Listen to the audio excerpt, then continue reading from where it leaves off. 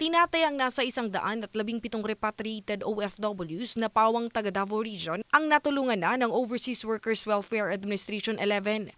Paglilinaw naman ni OWA 11 Officer in Charge, Mayet Almano, mula sa nasabing bilang, may mga residente rin na mula sa mga karatig rehiyon na kanila ring tinulungan.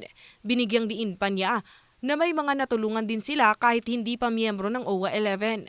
Takot at pangambang madamay sa lumalalang tensyon sa naturang lugar ang kadalasang mga dahilan ng kanilang pagbabalik bayan. Instead na sila from Manila, gi-accommodate na sila. If wala pa sila yung flight pa ulit diri.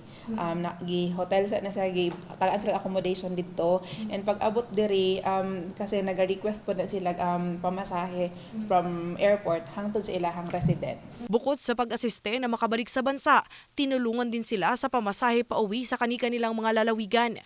Sumailalim din sila sa psychological assessment at screening, lalo na ang mga nakaranas ng trauma. Samantala, may 300 mga OFW mula sa mga bansa sa Middle East gaya ng Bahrain, Qatar, Kuwait at Saudi Arabia ang nakauwi na sa pamamagitan ng isang chartered flight na lumapag sa Villamor Air Base nitong Lunes, Marso 23 ng kasalukuyang taon.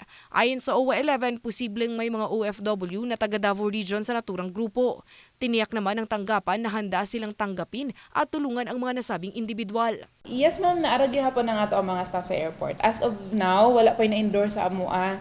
Katong gikan sa katong nag-abot karon, wala pa nahatag sa AMUA kung naay mga taga Davao Region nato. Sa kabilang banda, inihayag ng Department of Migrant Workers o DMW na patuloy na tumataas ang bilang ng mga OFW na nais nang umuwi sa Pilipinas. Pagtitiyak ng ahensya, ginagawa nila ang lahat ng paraan para makatulong gaya ng financial aid, psychological intervention, libreng training, puhunan sa negosyo at iba pang reintegration program para sa mga nagbabalik bayang OFW.